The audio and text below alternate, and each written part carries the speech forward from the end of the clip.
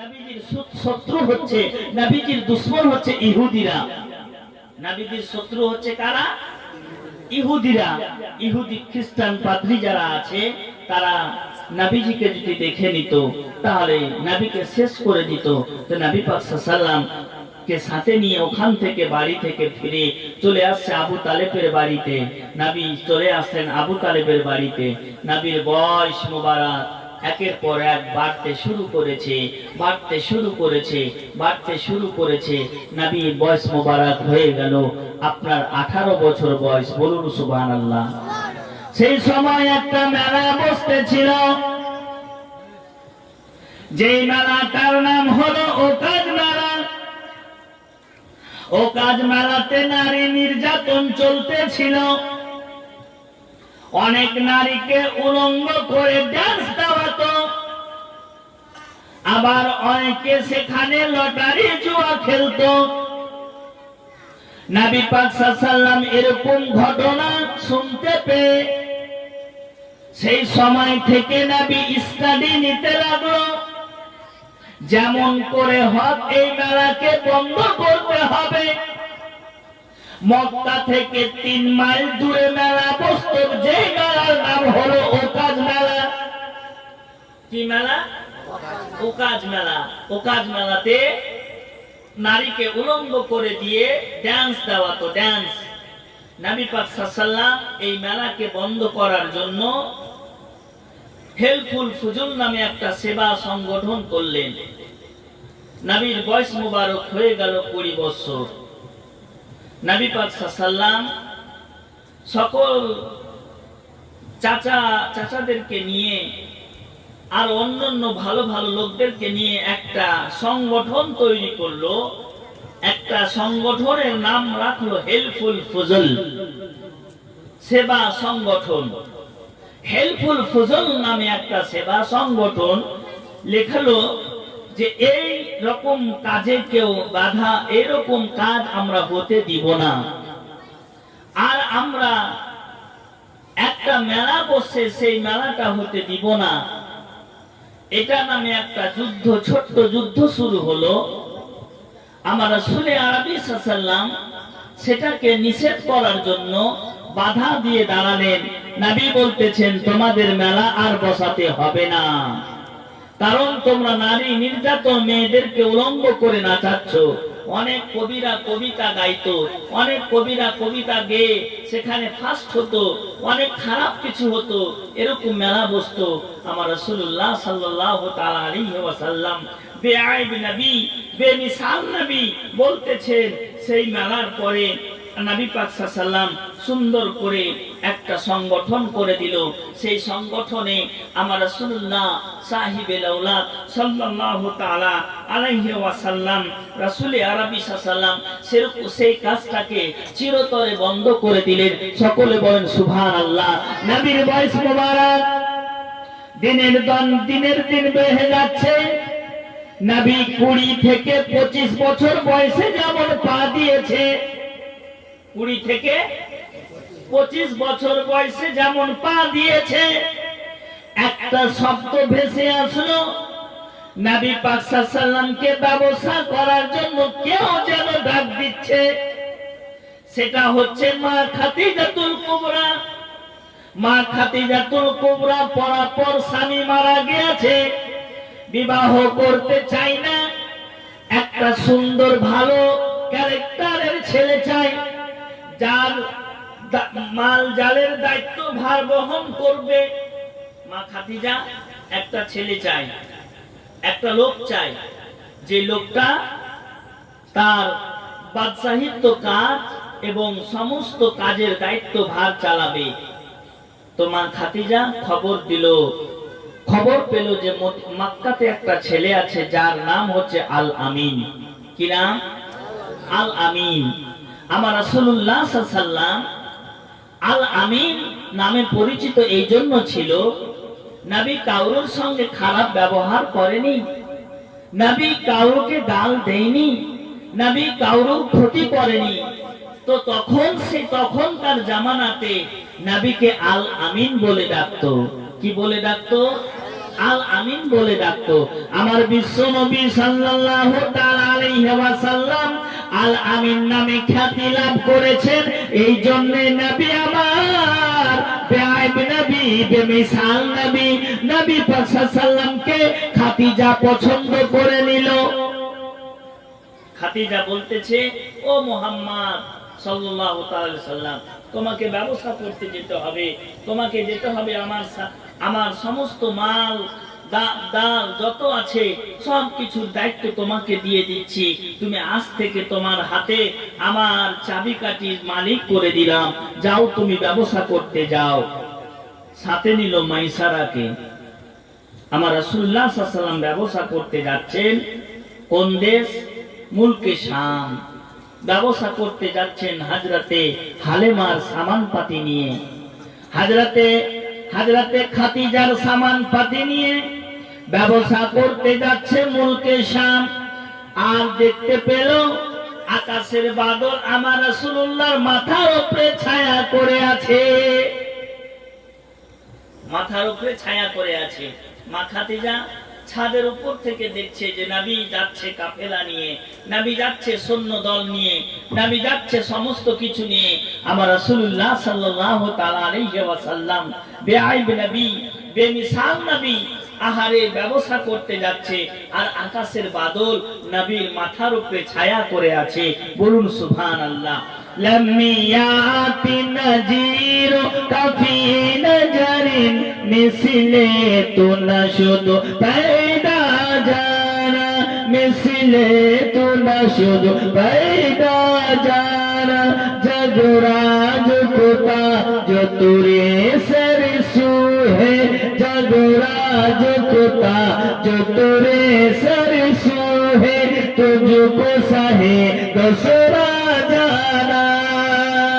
लमियात नजी रफी नजरिन मिसले तो नशुद पैदा जाना। মাতালকে বলো সুবহানাল্লাহ। আপনাদের নিন ভাঙার জন্য আমি নামটা পড়ছি। আল বাহরু আলা ওয়াল মাউজু তাগা, আল বাহরু আলা ওয়াল মাউজু তাগা, মান বেকশ তুফা হোশরবা। আল বাহরু আলা ওয়াল মাউজু তাগা, আল বাহরু আলা ওয়াল মাউজু তাগা, মান বেকশ তুফা होशरुबा। मंझधारे में हो बिगड़ी है हवा, मंझधारे में हो बिगड़ी है हवा, मंझधारे में हो बिगड़ी है हवा, मोरे नैया पार लगा जाना। लमियात नजी रुकफी नजरिन, लमियात नजी रुकफी नजरिन मिसले तो नशुद पैदा जाना।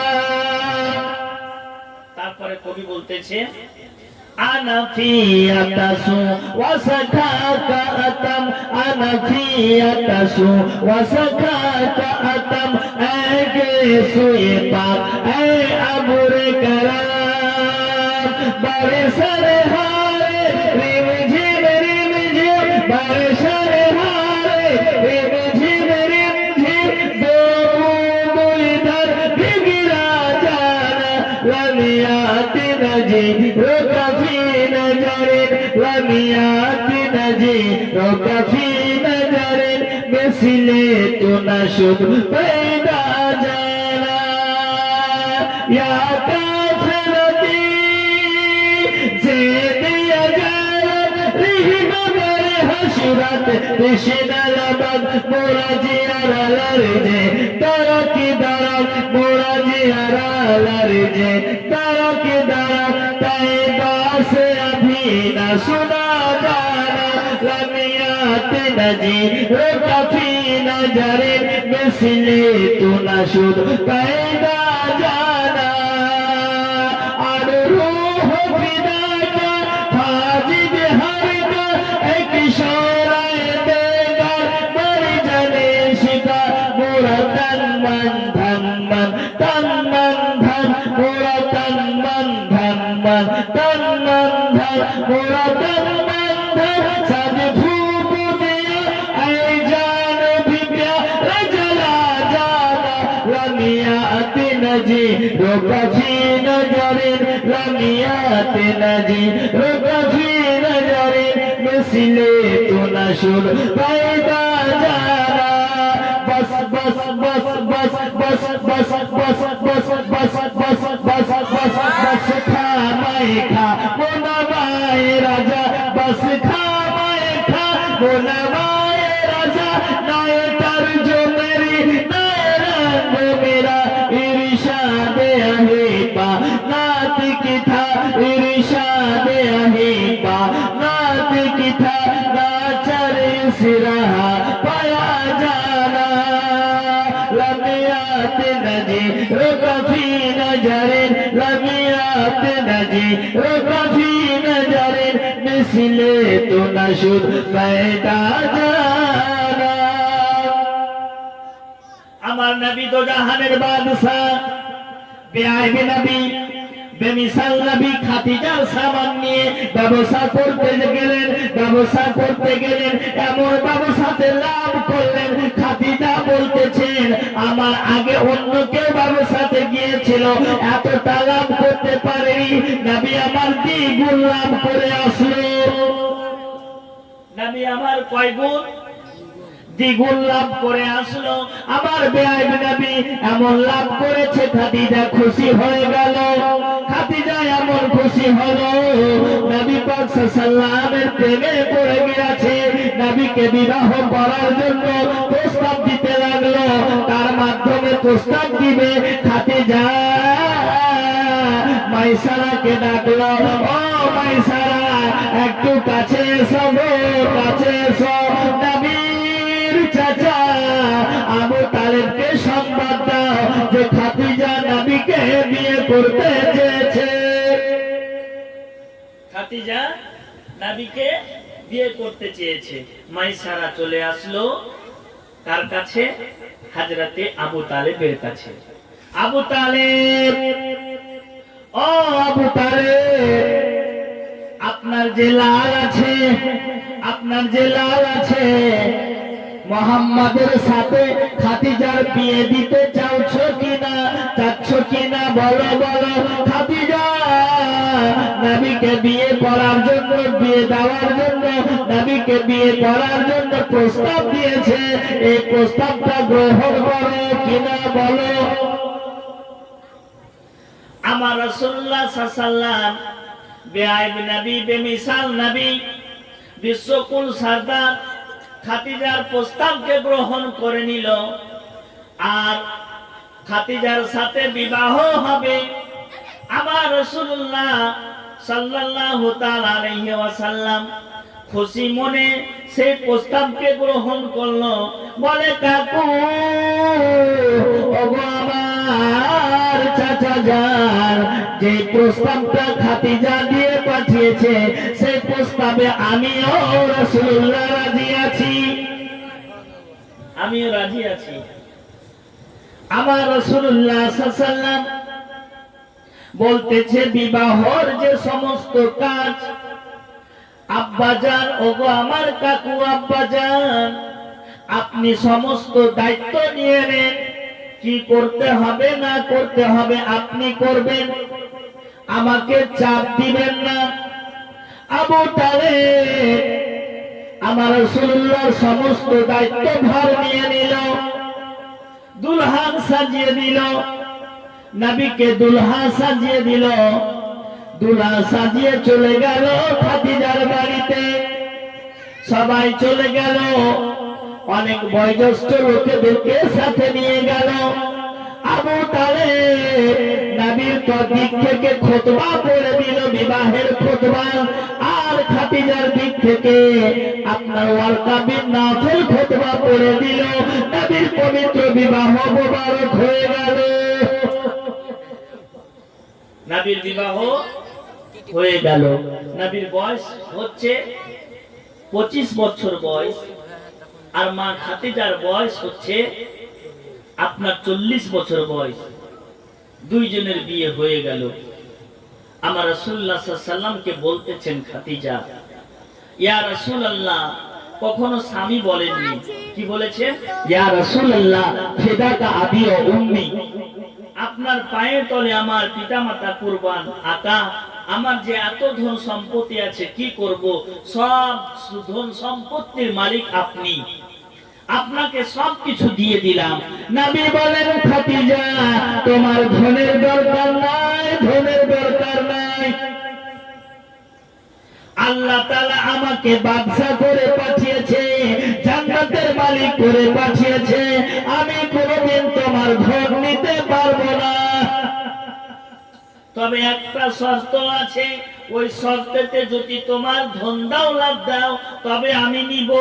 মা খাদিজা বলতে লাগলেন, কিসের শর্ত?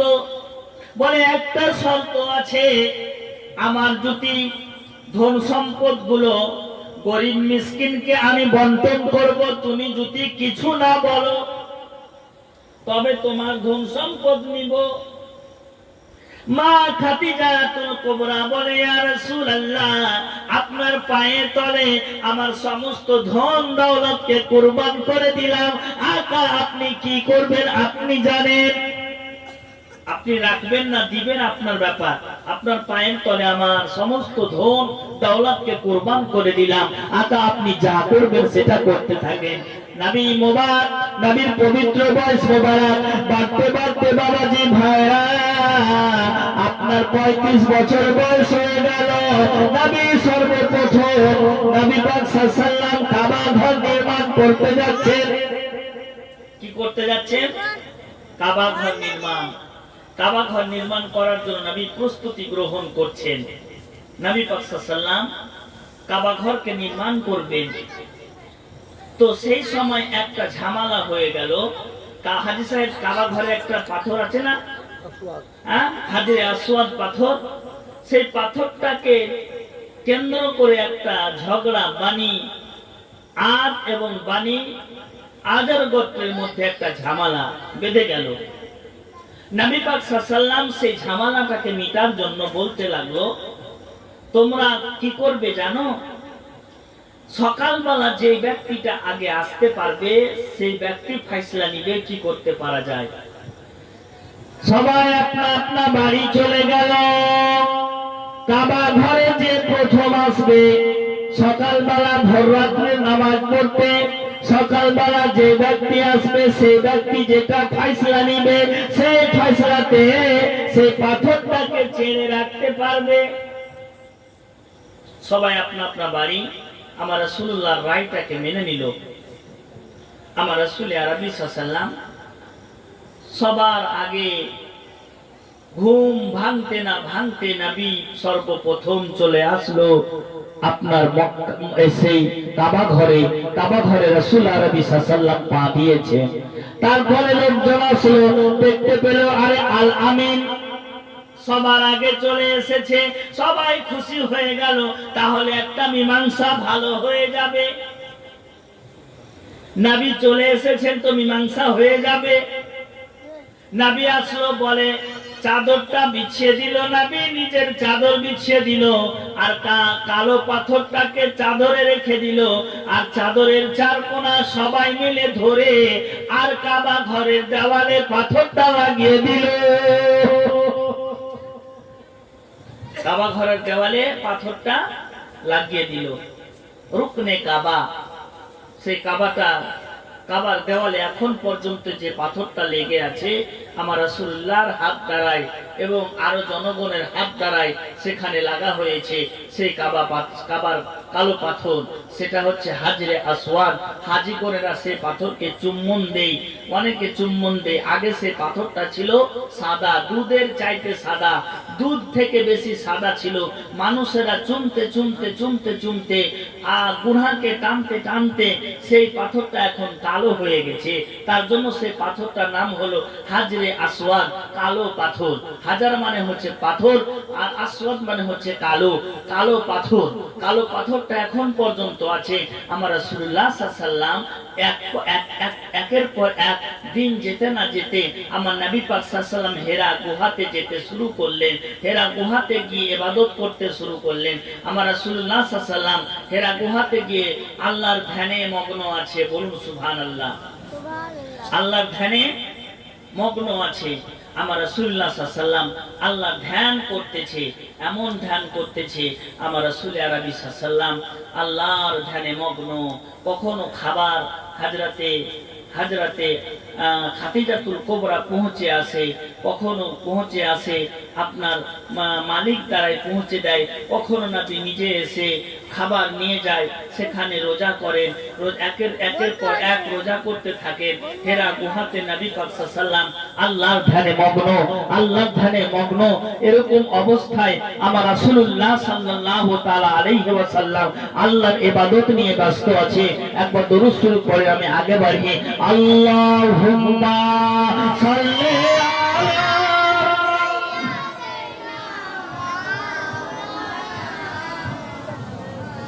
ওয়ালা আলি সাইয়্যিদিনা। আর জোরে পড়েন আল্লাহুম্মা সাল্লি আলা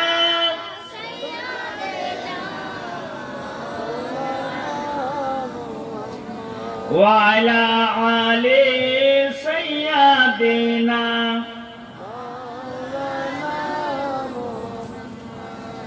ও মাঝি রে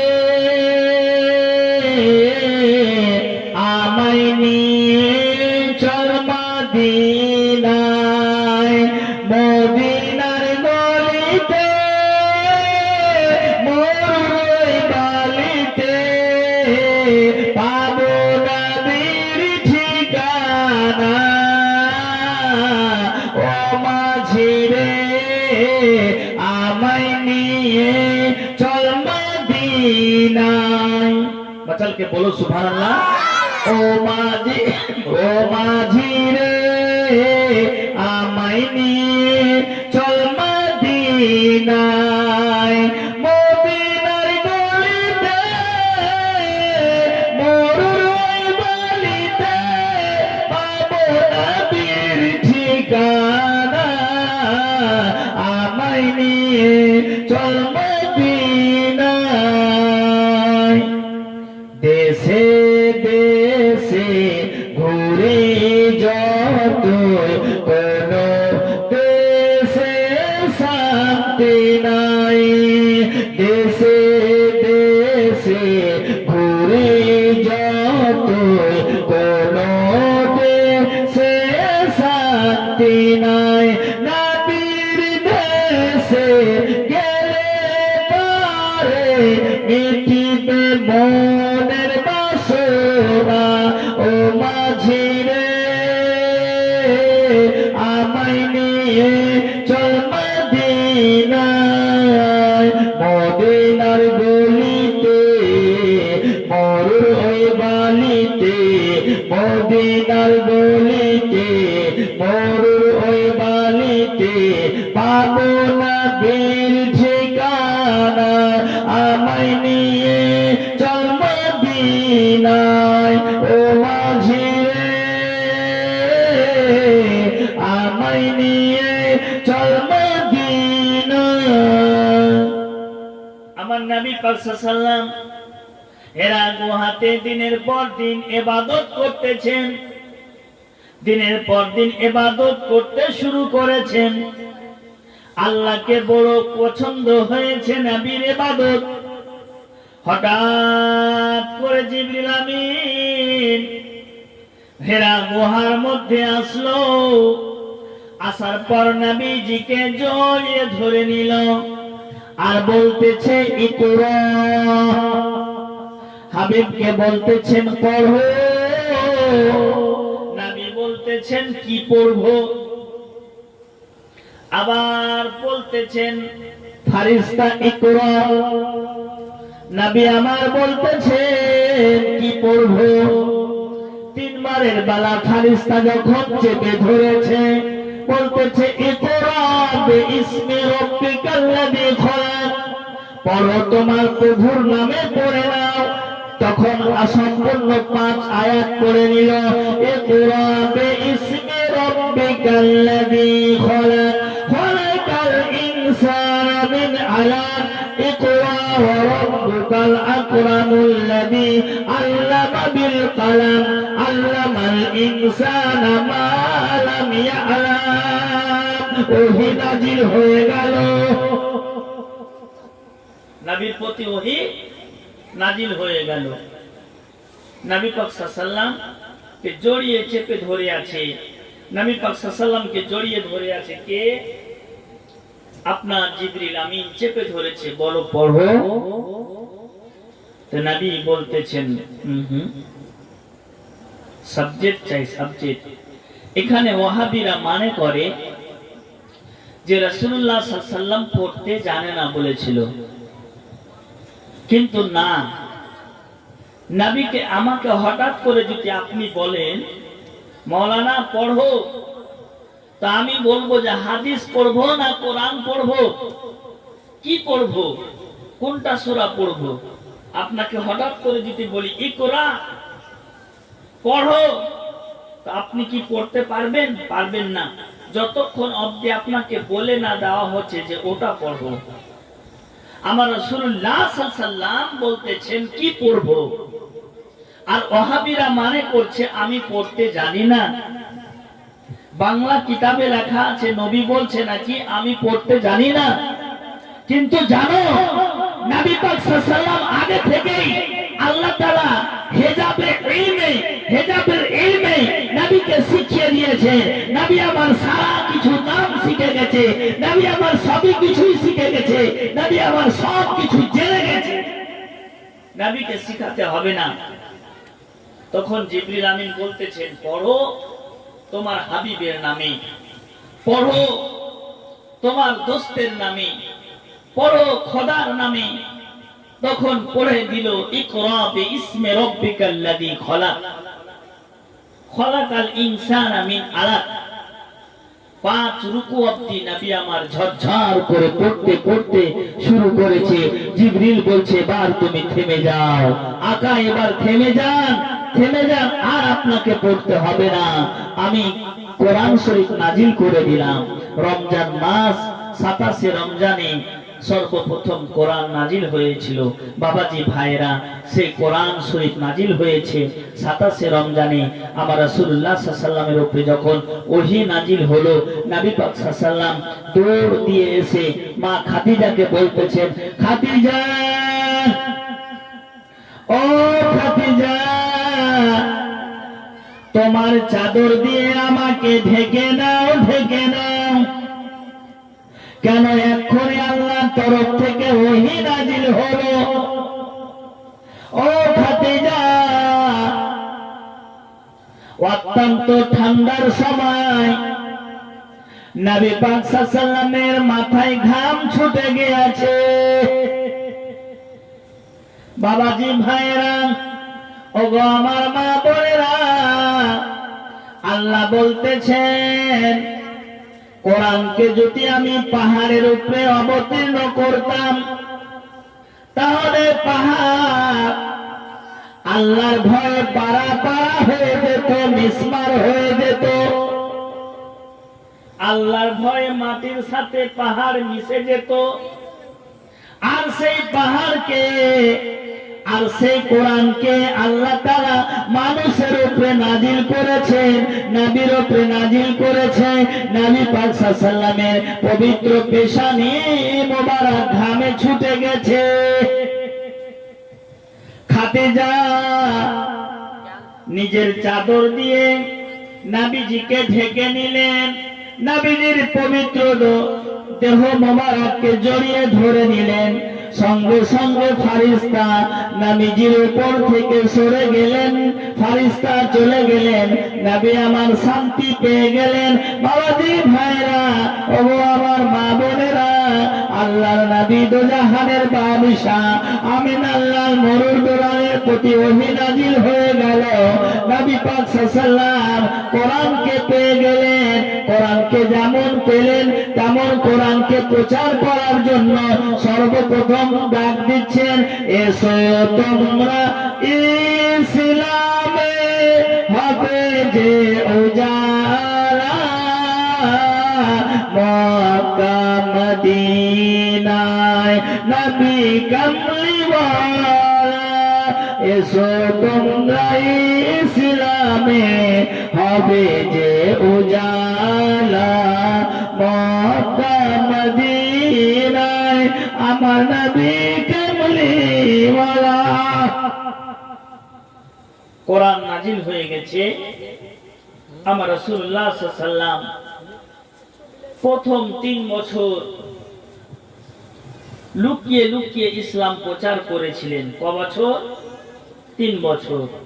সর্বপ্রথম মহিলাদের মধ্যে ইসলাম কবুল করেছে মা খাদিজা। জওয়ানদের মধ্যে ইসলাম কবুল করেছে আবু বকর সিদ্দিক।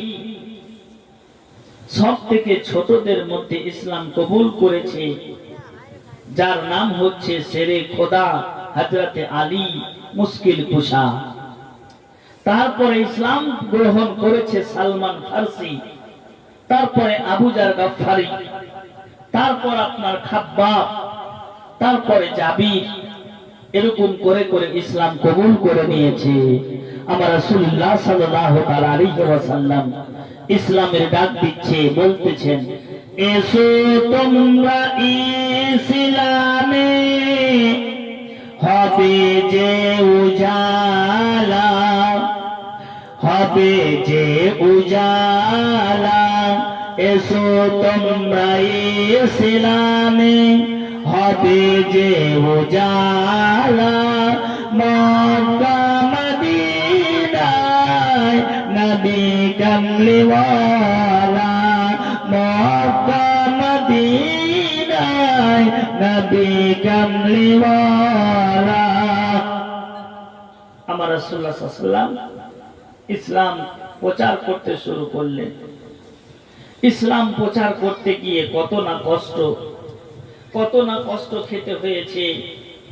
বাবাজি ভাইরা, আমার রাসূল আরবি সাল্লাল্লাহু তাআলা আলাইহি ওয়াসাল্লাম ইসলাম প্রচার করতে গিয়ে আবু জেহেল সব থেকে বেশি নবীকে কষ্ট দিয়েছে।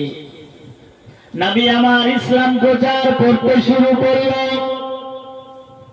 ডাক দিয়েছে, ওগো এসো এসো তোমরা এসো। নবী বলতেছেন, একবার পাহাড়ের উপরে চেপে বলতেছেন, ইয়া মাশারাল কুরাইশ, ওগো কুরাইশবাসীরা তোমরা সবাই ছুটে এসো। নবী পাহাড়ের উপরে আছে, বলে পাহাড়ের উল্টো দিকে একটা দল তোমাদেরকে আক্রমণ করতে আসছে, এই কথাটা কি তোমরা বিশ্বাস করো? বলে হ্যাঁ হ্যাঁ, তুমি তো আল আমিন, বিশ্বাস করে নিব। নবী পাক সাল্লাল্লাহু আলাইহি ওয়াসাল্লাম বলতেছেন যে এই পাহাড়ের উল্টো দিকে একটা দল আছে, যে দলটা তোমাদেরকে আক্রমণ